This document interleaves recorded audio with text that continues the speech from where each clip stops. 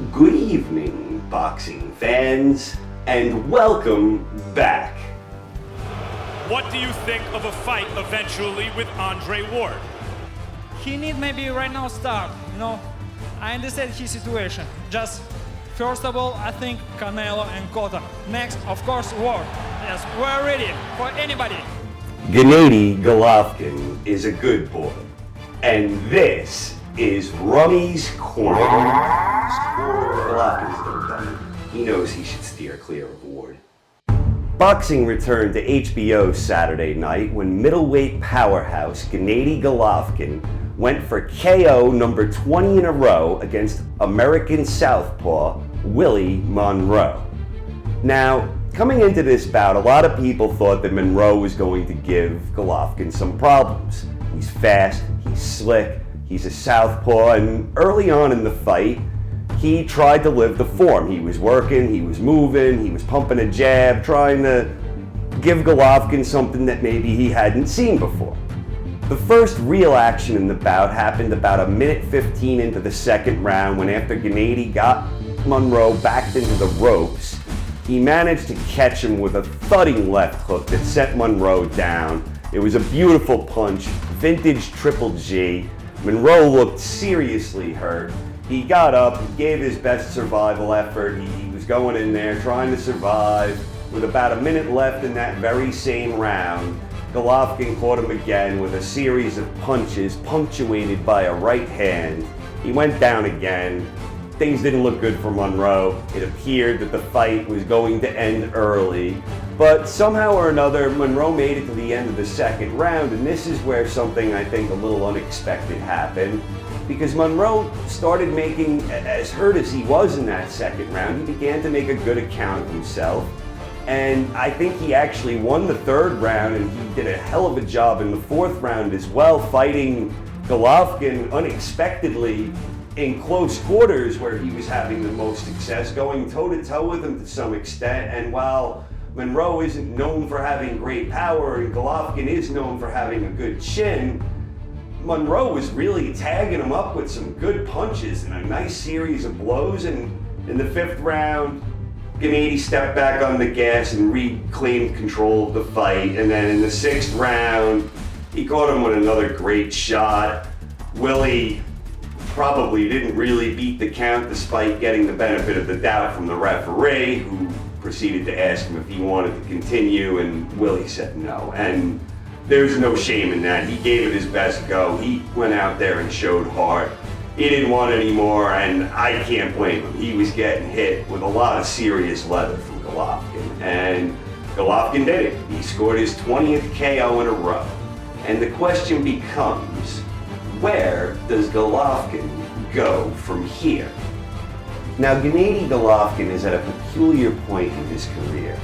Ever since HBO started televising his fights, he's been knocking guys out, he's been winning impressively, and HBO's been doing good numbers. People have been tuning in to watch Golovkin fight, and that's no surprise at all because people love a knockout artist, and Gennady hasn't failed to deliver.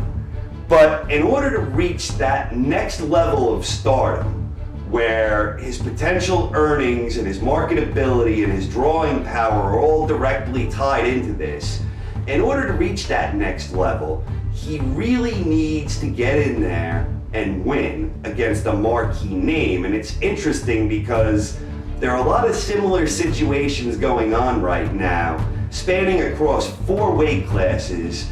And Golovkin is kind of in the center of it all, and I'll get into that a little bit, and first we'll go through the 4 marquee names. Those are Floyd Mayweather Jr., Miguel Cotto, Canelo Alvarez, and Andre Ward. And I'm going to delve into this a little bit and give my worthless 2 cents on what's going on. First, there's Floyd Mayweather Jr., coming off of his career-defining victory against Manny Pacquiao. The fight itself wasn't great. Floyd won the fight, he won clearly. That's a fight that's obviously desirable for any fighter anywhere between 140 and 160 because Floyd is the cash cow of boxing and everybody wants a career high payday. So naturally, that's a fight Golovkin would be interested in, and he's even said he'd come down to 154 to fight Floyd. But looking at things from Floyd's perspective, he's winding down towards the end of his career, and honestly, Floyd's earned the right to choose whoever he wants as his next opponent for whatever reason he wants, and logic would dictate that Floyd's gonna look to do whatever he can to maximize his profits as he's now heading off to the sunset of his career. And the names I think are most likely for him, should he fight in September, as seems to be likely, would be either Amir Khan or Miguel Cotto. I think personally the fight that Floyd should go after is with Miguel Cotto, assuming he's still middleweight champion, because it's a guy he beat, it's a guy that'll make him a lot of money again, and it's a fight that can actually add to his legacy. So if there were any way possible to make that fight, and if I was advising Floyd Mayweather, number one on my list would be Miguel Cotto, followed by Amir Khan, and the last person on my list would be Gennady Golovkin, because right now he isn't even technically the linear middleweight champion. And sure, it would present a problem for him, Floyd Mayweather, and Golovkin might even be able to beat Floyd, but it's not a fight that makes any sense for Floyd at all right now. So I think we could dismiss that one out of hand, and I think even deep down Golovkin knows that one's not happening. Then we have the linear middleweight champion, Miguel Cotto, who's slated to face a former Golovkin victim, Daniel Geale. That fight happens on June 6th. Obviously, that's the fight for Golovkin that makes the most sense. It's one that supposedly he's going to be mandated to get a chance at that fight after Cotto's next fight. I'll believe that when I say it. But supposedly he's in line for that title shot, and Miguel Cotto beat a badly injured version of Sergio Martinez. I know a lot of people like to believe that Sergio's knees were 100%, and those people are crazy. Sergio was obviously not well going into that fight. Miguel beat him though, legitimate win, legitimate middleweight championship. Cotto, for his part, is now in the driver's seat as far as middleweights go. He has leverage to get maybe a Floyd Mayweather rematch. He has a Canelo Alvarez fight that would be very lucrative for him. Cotto is in the driver's seat. He does have a lot of leverage, but his leverage is entirely dependent upon the middleweight crown he holds. And him fighting Geale, a true middleweight, that could end badly for Cotto. This is a risky fight for Miguel. I think he should find a way out of it, whatever the case may be. Get out of that fight if there's a way, and I don't think they'd have a hard time doing that.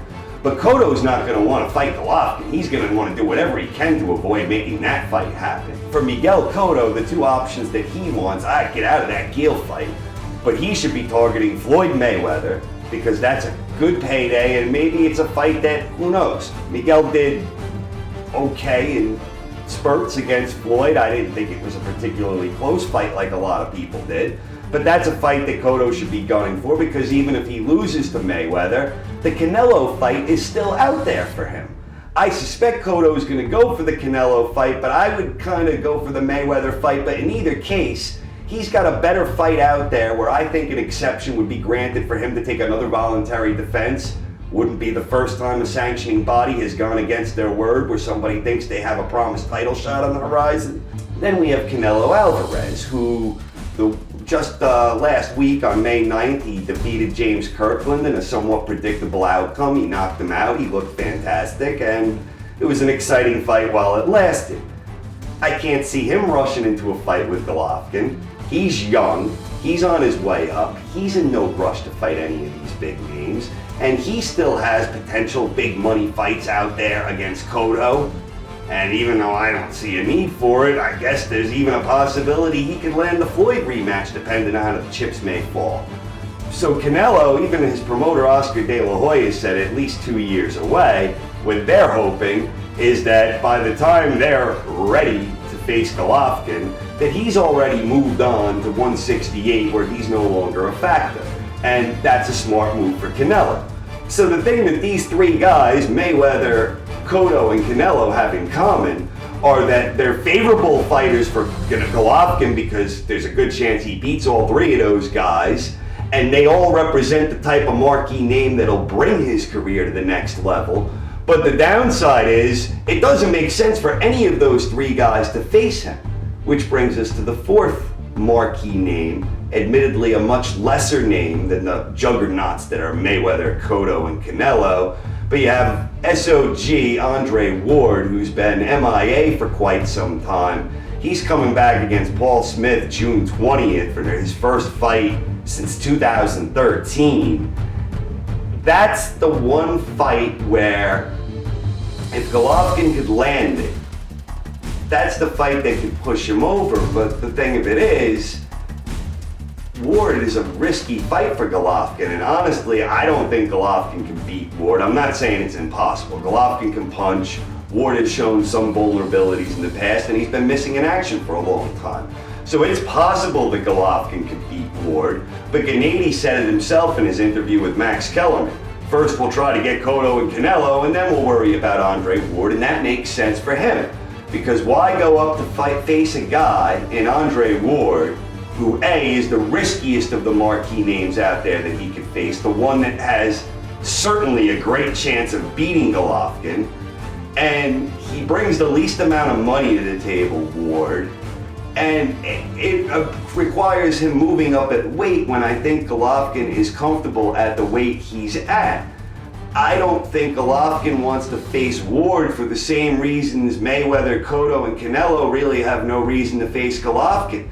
It's a risky fight.